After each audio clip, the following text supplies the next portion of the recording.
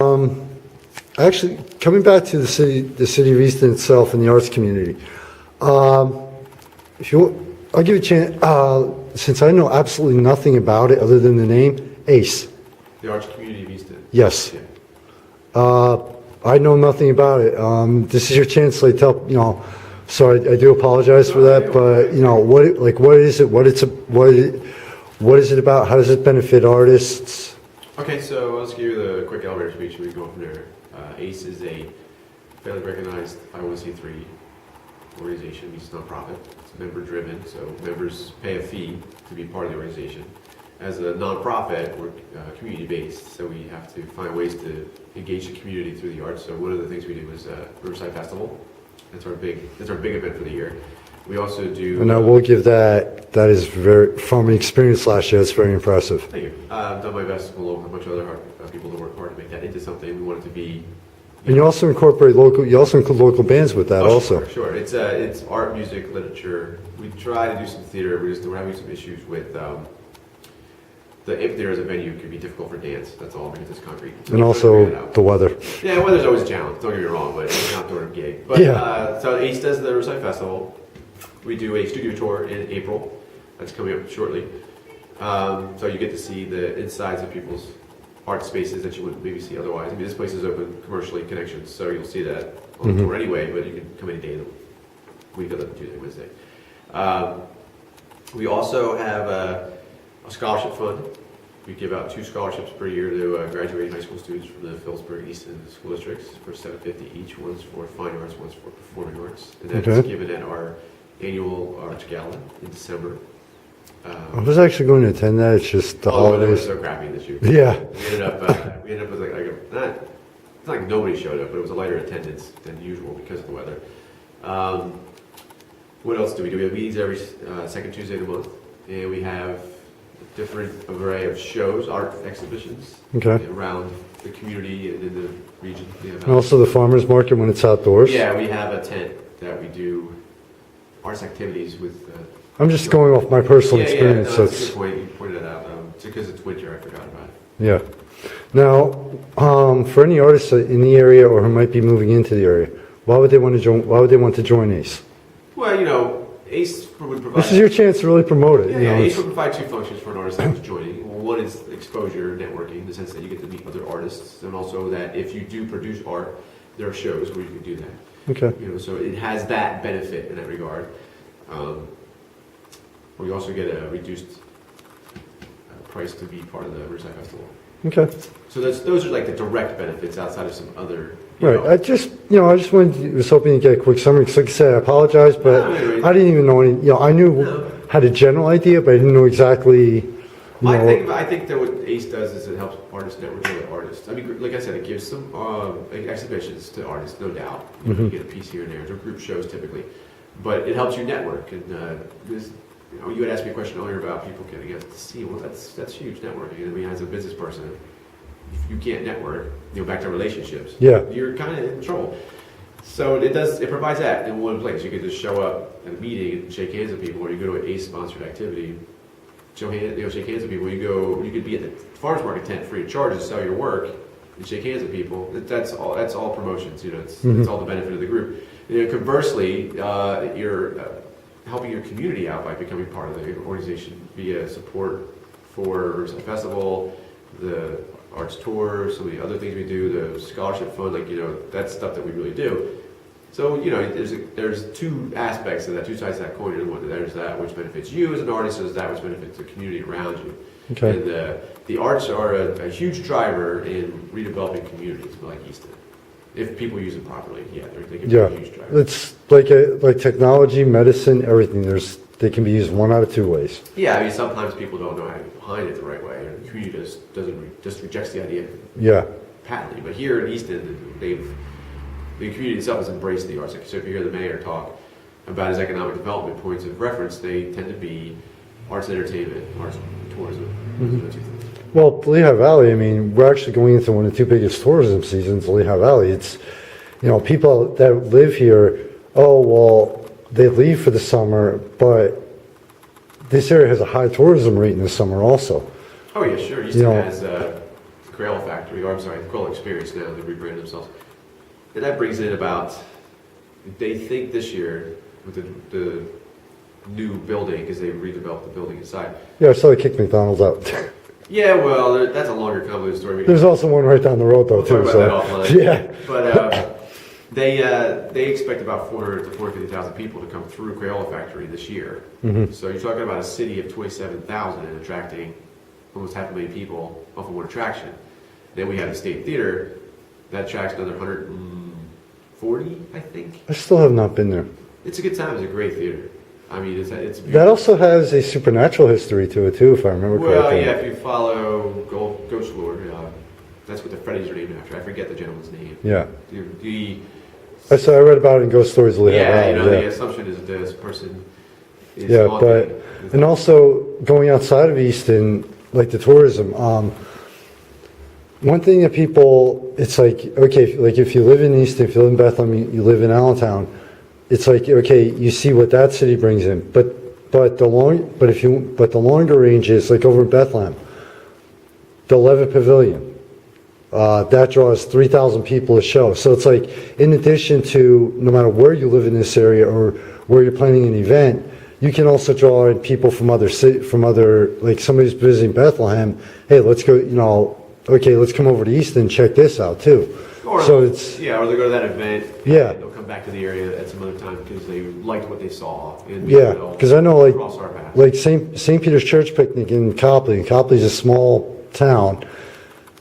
People come back, they could live in California and they will come back for that church picnic. So it's, in the summer especially, you have people coming back to visit their families. I mean, so yeah, that's a big tourism. And, and I've even seen on Saturday afternoon, okay, nothing really happening on the circle and just people walking around. So it's a lot of foot traffic too.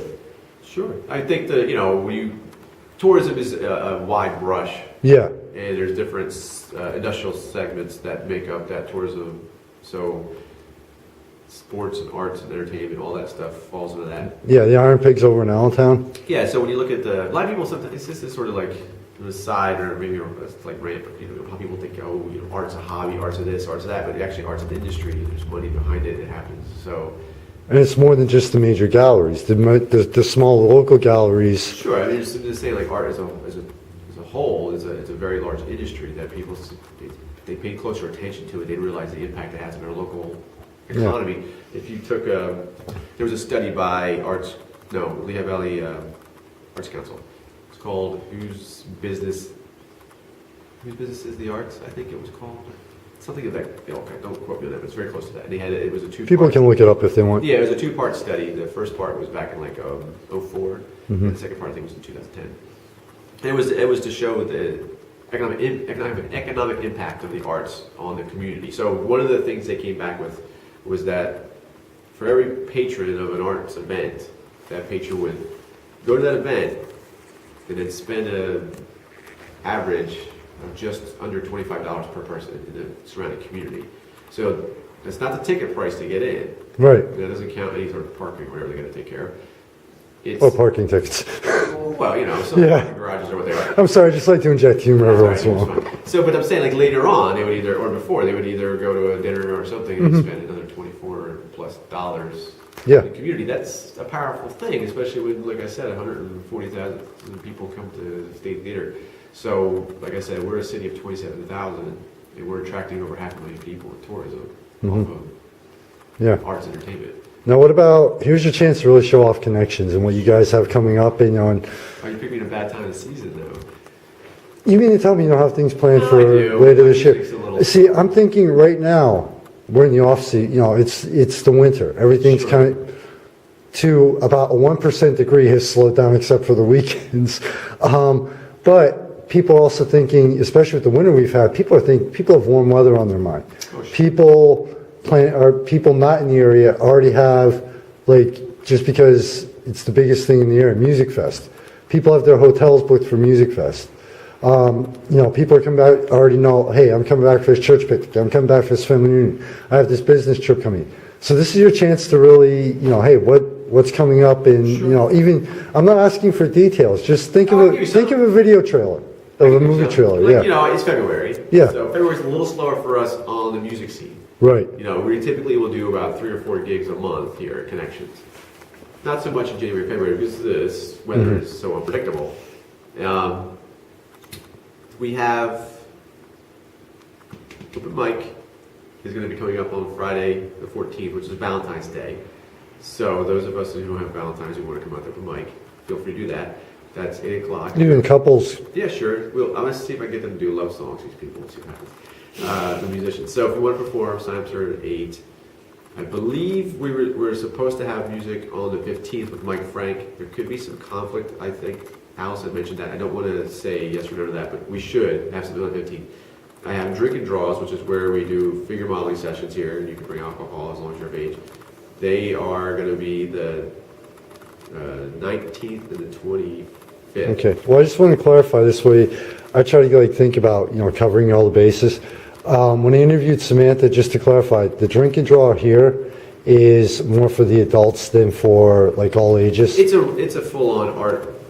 It's a full-on artist session with the new model. Yeah. Right. I mean, I don't. Yeah, I just wanted, because you know how some people No, it's fine. To me, though, if you're underage, if you're under 18, is an adult is probably your best bet to come in and talk to somebody before you even show up. Yeah. And obviously, it's a drink and draw, so if you're 18, you're not drinking. So just keep Yeah, that it's in just, mind. I try to cover all the bases. Disclaimers, that's fine. Because disclaimers are fine. Yeah. Add on to that, though, beyond just 2 drink and draws, the one on the 19th and the 25th, we have a model marathon going on the 22nd from 5 to 11. That's going to be a benefit for VAST, which is an organization that's trying to bring attention to human sex trafficking. Okay. Now, things like the Drink and Draw, do you have any exhibit openings coming up, and what is the current exhibit here? We have Zach Sell and Chris Koicho, I think I said that right. They're showing the show with Brightness Contrast is the name of the show. It's brought to us by Our Garage Space, which is a pop-up gallery on Sick Leaves, right across from us. We let them use our space in January because their space is an actual garage. So they have heat. So that's our way of keeping them active, and it gives us a little break after the holidays. They will be up until the 23rd of February. After that is Paul Deary. I don't have Paul's information quite yet. He's trying to balance 2 shows. One's going on at the Blair Academy. Okay. It's the other half of that show. So he's supposed to be providing me with more information shortly. But Paul's work that he's going to be showing is based primarily on music. He assigns color to segments of the painting. Okay. So when you look at it, it's like, it almost looks like piano keys in some ways. Not that it does, but you know what I'm saying? Like Yeah. that kind of situation. This color, this note's this note's this color. Okay. So it should be intriguing in that regard. I don't know much about it otherwise quite yet because I'm a bit of a hands-off. Yeah, I just want to give people an idea what you're Yeah, coming I up don't with know the opening. These are the things I have to check out. It's almost impossible to keep track of Yeah, I have everything. to check these things out. I don't know off the top of my head. His opening is going to be on the 8th of March. Okay. And things like the Drink and Draw, that happens every month then? 2 of them every month. Okay, yeah, because I know some things, I try to point out, on the upcoming events section on the website, I really don't list I'm trying to figure out a way to list the regular, the regular occurring events at places, because to go in every month and just relist it, it's tough. But this way people know that, it's not just the once it's done thing, that is recurring. Yeah, like I said, it's every 3rd Wednesday, 4th Tuesday. Okay. Unless, of course, either of those dates coincide with a major holiday, like 4th Tuesday this Or year. 6 inches of snow or more. Yeah, well, that goes without saying. But, Yeah. for instance, the 4th Tuesday in December was Christmas Eve. So Right. obviously, we didn't do it. So, the Drink and Draws are something that took us a while to get off the ground, but they're starting to grow. That's why we added a second one. Yeah, no, Samantha said that there are times where they have more attendance here than they do over at Arts Quest for it. Yeah, well, because it's a straight up session. Yeah. You're sitting around a model focused. Is where this is my take on the ones that Steel Stacks is that they're a little looser. Yeah, they're more relaxed. Well, I mean, this is a relaxed session. No, but I'm saying as far as this is more for the focused artist. Over there, it's okay if you never tried it. It's a slightly different feel and vibe to it. Oh, for sure. But both of them are very cool, though. Yeah, and just so you understand, anybody of any talent, any skill levels is welcome to the Drink and Draw. It's not about just being a straight up professional artist. It's just that everybody has to act professionally because you have a nude in front of you. There's a look on my face like this for a reason. The Drink and Draw in January was my first time drawing it.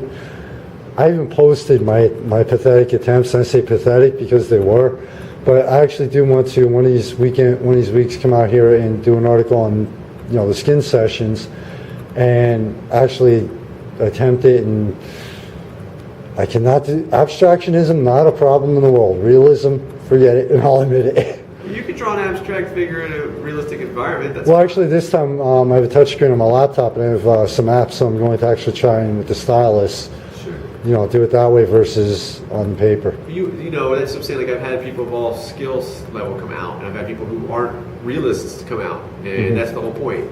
It's a social event too. Like artists, artists tend to sit in their studios all by themselves and create. This lets people come out and create and be around other artists, and we jibber jabber while we're drawing, and drink beer while we're drawing, or wine or whatever. Yeah. Like I said, it's a professional session that was very, very casual.